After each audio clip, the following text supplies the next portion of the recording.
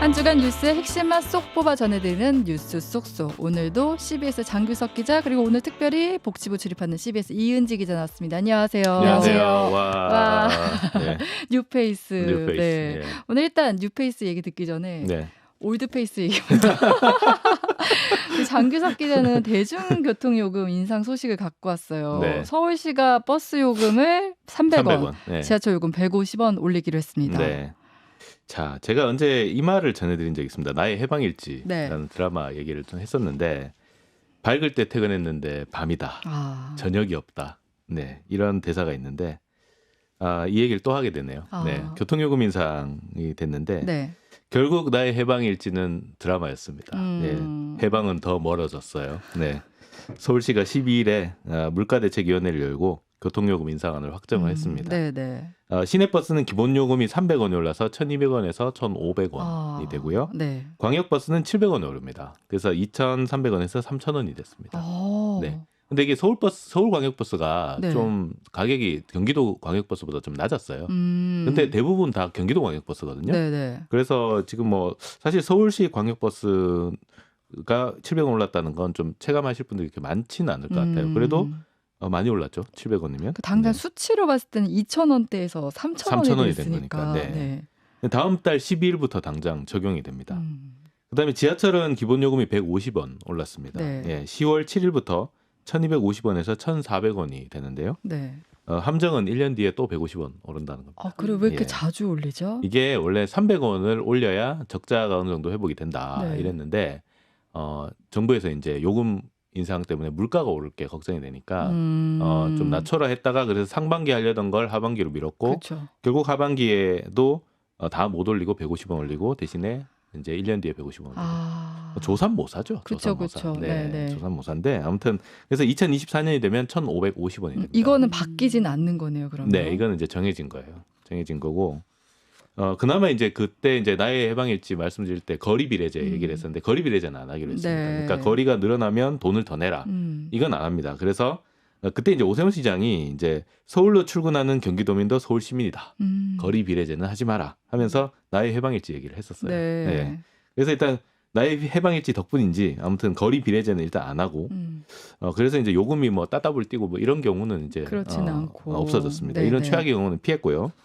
자, 근데 일단 이제 버스하고 지하철을 환승하면 이 지하철은 150원 올렸지만 사실 버스하고 지하철을 같이 타는 분들은 거의 대부분도 그렇죠. 그러면 네. 버스는 300원 올랐기 때문에 오른 요금이 적용이 돼요. 그러네요. 네, 그냥 300원 오른 겁니다. 네, 지하철만 타는 분들은 몰라도 그쵸. 버스하고 이제 지하철 같이 타면 300원이 올랐다 이렇게 보시면 되고 네. 하루에 300원이 오르면 왕복 600원이 오르죠. 한 한 20일 정도 출퇴근한다 그러면 한 12,000원 정도 교통비가 더 나가게 됩니다. 네. 뭐 저 같은 경우는 이제 광역버스를 타니까 700원 올랐죠. 예. 왕복 1,400원. 얼마 더 내야 되는 거예요, 한 달에? 28,000원. 예, 대략 한 3만 원 정도. 예. 꽤 크네요. 예, 오른 정도 됩니다. 근데 이제 나의 해방일지 보면 회식하다가 이 버스 시간 되면 이제 후다닥 나오죠. 예, 후다닥 뛰어 나오는데 이거 이제 놓치면 큰일 납니다. 예. 이제 버스 놓치면 삼남매가 이 강남역에 모여서 택시를 타고 간 장면이 나오는데 이제 택시 못 탑니다. 네, 택시는 기본 요금이 4,800원이 됐고요. 밤 10시부터 할증이 시작됩니다. 예. 10시가 넘으면 20% 할증이 되고요. 네네. 자정이 되면 40% 할증이 됩니다. 네, 그렇기 때문에 경기도 외곽에 살면서 서울에서 택시 탄다? 절대 못 합니다, 이제. 빨리 네. 집에 가야겠네요. 예, 정말 무서운 얘기가 네. 됐죠. 그래서 이제 근데 그러면 이제 버스를 무조건 타고 가야 되는데 지하철이나 버스 무조건 타야 되는데 이것도 이제 가격이 올랐어요. 그럼 네, 이제는 피할 수가 없어요. 이제는 그냥 어쩔 수 없이 밤에 들어가야 되는 상황이 된 물가가 거네요. 올라서 이제 힘든데 예, 어쩔 수 없이 이제 오른 요금 내고 지하철 타고 버스 타고 힘겨운 시즌이 올 것 같습니다. 근데 이게 서울시만의 얘기는 아니라면서요? 네, 서울에 올리기만 기다리는 데가 많습니다. 네. 지금 부산이 최대 400원, 울산 250원, 네. 대구도 지금 교통비 인상 용역을 이제 시작했다고 합니다. 이제 곧 있으면 전국에 교통비가 다 오를 것 같습니다. 그러네요. 네. 근데 이제 때문에 이제 이 노인 무임승차 문제가 또 불거질 것 같아요.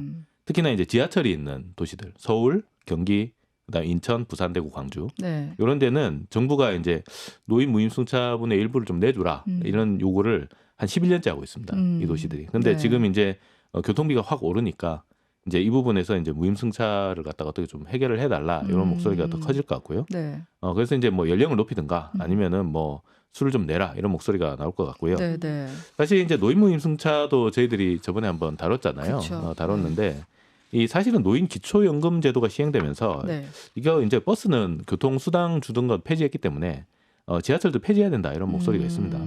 게다가 이제 근데 이제 노인 이동권 확보, 그다음에 노인 그쵸. 복지 차원에서 완전히 폐기하긴 그렇고 출퇴근 시간에는 좀 무임승차를 없애고 할인율을 좀 차등 적용해라. 네, 네. 이런 방안이 제시되는데 이걸 하려면 노인복지법 시행령, 그다음에 대통령령을 개정해야 됩니다.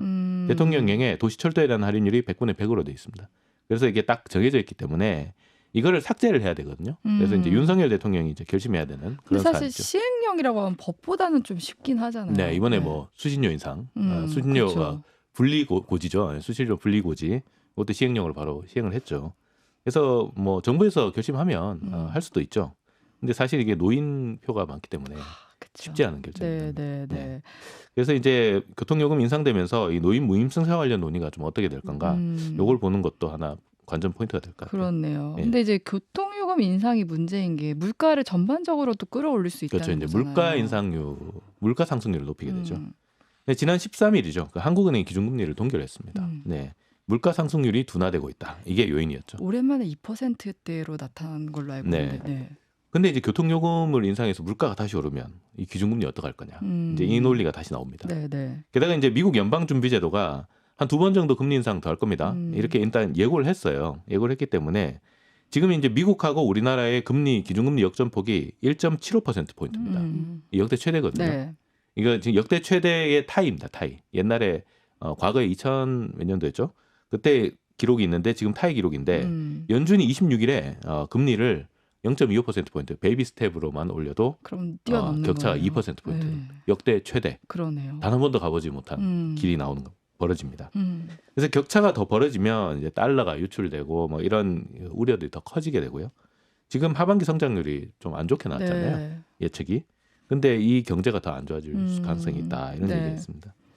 그나마 지금은 이제 물가 상승률이 좀 둔화가 되면서 이제 금리 동결을 좀 할 수 있는 명분이 생기는데 교통요금 인상되면 물가 상승률이 다시 높아지고 네. 이러면은 다시 금리 인상 압박이 커지게 됩니다. 그렇게 되면 또 가계 기업 이자 부담이 커질 수 있고요. 제 대출 금리, 이자 이것도 좀 커지겠죠. 이제 또 이제 새마을금고 부실 우려, 그 다음에 부동산 프로젝트 파이낸싱, 뭐 PF 이런 부실 우려들이 네. 계속 나오고 있어서 자금 시장이 지금 거의 살얼음 판이에요. 그렇죠. 근데 지금 연체가 늘고 파산이 늘면 금융위기로 갈 수 있는데 이 이자가 제일 관건이거든요. 금리가 제일 관건이에요.